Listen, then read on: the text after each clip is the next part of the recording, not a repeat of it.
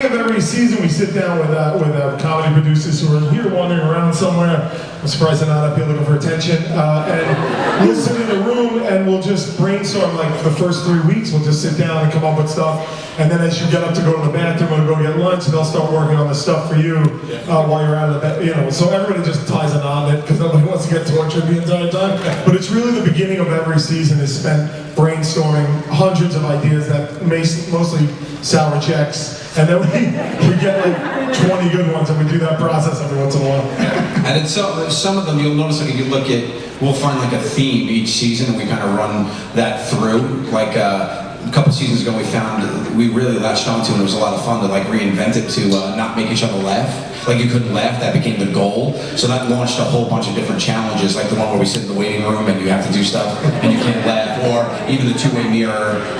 You know, some of our favorite bits are just based on a little thing. Or Graham just big basketball. Graham just big basketball. Yeah. That was another one where it's like, oh, okay, we like this idea of not making you laugh, not laughing through a challenge. So. Yeah, what do you see if Joe won't laugh to diss that bitch? It's that bitch. And then another great thing I witnessed, it really was a fantastic experience working with these guys.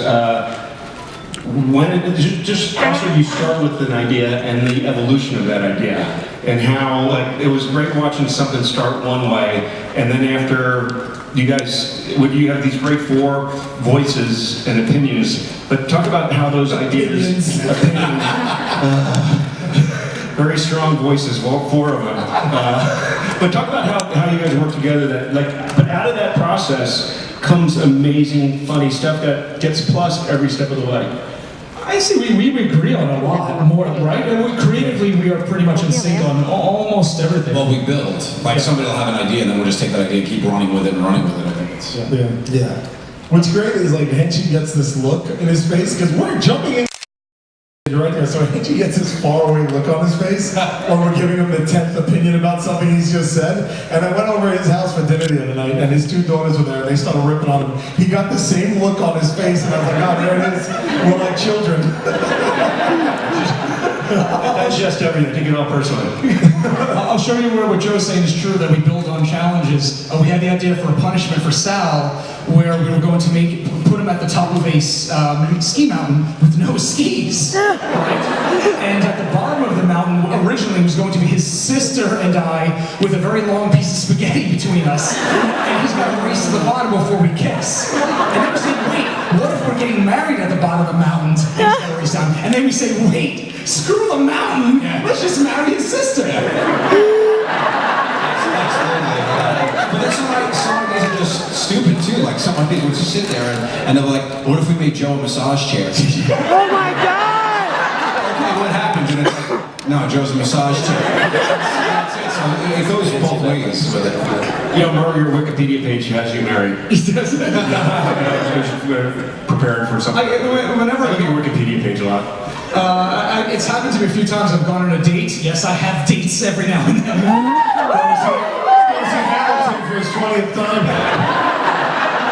And it's gotten me in trouble a few times. Like one girl like a year ago was like, you're married, according to the internet. I was like, no. I'm not.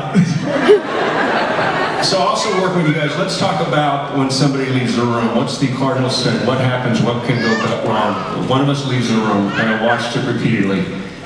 What do you not do? Leave your laptop. If you leave the laptop open, that's right. We play this game that you guys might know that we do with keep the laptop. Food or laptop? Food or laptop. If you're mid-meal and you leave your food and you're gone, when you come back, that meal's gone. There are rules if you haven't touched it yet. If it's not open or touched, it's off limits. You've started and walked away, big mistake. And you have 3 pieces of pizza, he will eat those 3 pieces of pizza.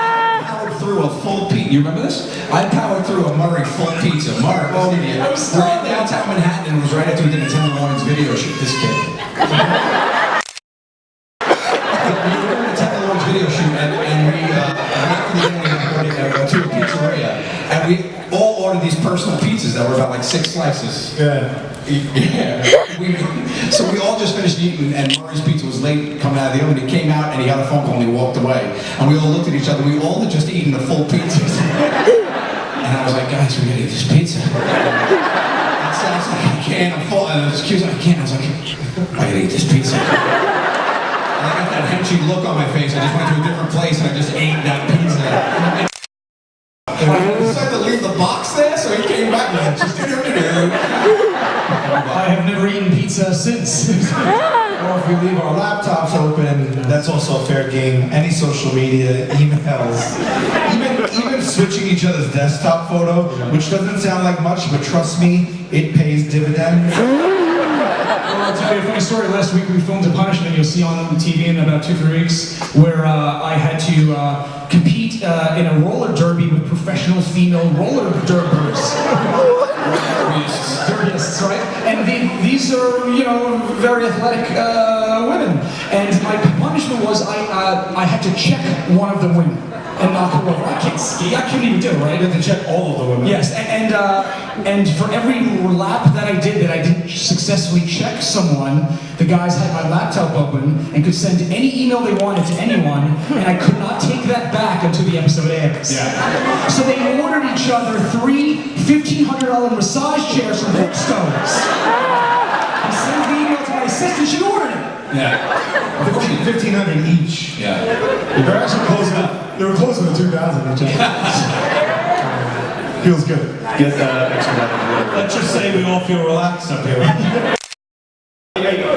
We talked a little bit about and also working together and delved into a little bit of high school stuff. And my times with you, I don't think we ever talked about Monsignor Farrell.